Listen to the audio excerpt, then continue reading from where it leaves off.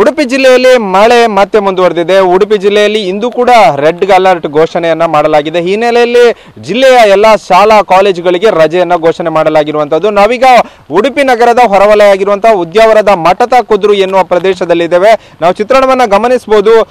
ಉಡುಪಿ ಜಿಲ್ಲೆಯಲ್ಲಿ ಇಂದು ಬೆಳಗಿನಿಂದಲೂ ಕೂಡ ಧಾರಾಕಾರವಾಗಿ ಮಳೆ ಆಗ್ತಿರುವಂತದ್ದು. ಈ ಹಿನ್ನೆಲೆಯಲ್ಲಿ ಎಲ್ಲ ಶಾಲಾ ಕಾಲೇಜುಗಳಿಗೆ ರಜೆಯನ್ನ ಘೋಷಣೆ ಮಾಡಲಾಗಿದೆ. ನಾವೀಗ ತೋರಿಸ್ತಿರುವಂತಹ ಈ ಒಂದು ಪಾಪನಾಶಿನಿ ನದಿ ಏನಿದೆ ಈಗ ತುಂಬಿ ಹರಿತಿರುವಂತದ್ದು. ಯಾರು ಕೂಡ ಮೀನುಗಾರಿಕೆಗಾಗಿರ್ಬೋದು ಮತ್ತೆ ನಾಡದೋಣಿ ಅಂದ್ರೆ ಈ ಒಂದು ಸಮಯದಲ್ಲಿ ನಾಡದೋಣಿ ಮೀನುಗಾರಿಕೆ ಮತ್ತು ಸಾಂಪ್ರದಾಯಿಕ ಮೀನುಗಾರಿಕೆ ನಡೆಯುತ್ತೆ.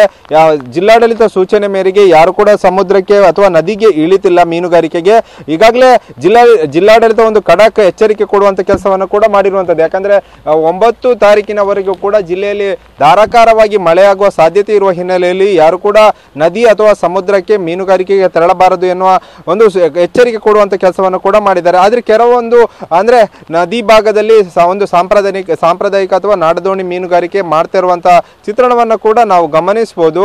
ಅಂದ್ರೆ ಈಗಾಗಲೇ ಉಡುಪಿ ನಗರ ಸೇರಿದಂತೆ ಉಡುಪಿ ಗ್ರಾಮೀಣ ಭಾಗದಲ್ಲಿ ಧಾರಾಕಾರವಾಗಿ ಮಳೆ ಆಗ್ತಿರುವ ಹಿನ್ನೆಲೆಯಲ್ಲಿ ಅಂದ್ರೆ ನದಿ ತೊರೆ ಭಾಗದ ಜನರು ಎಚ್ಚರಿಕೆಯಿಂದ ಇರುವಂತೆ ಕೂಡ ಜಿಲ್ಲಾಡಳಿತ ಸೂಚನೆಯನ್ನು ಕೊಡುವಂತ ಕೆಲಸವನ್ನು ಕೂಡ ಮಾಡಿದೆ. ಅದೇ ರೀತಿಯಾಗಿ ಶಾಲೆ ಕಾಲೇಜುಗಳಿಗೆ ರಜೆಯನ್ನು ಕೂಡ ಘೋಷಣೆ ಮಾಡಿರುವಂತದ್ದು.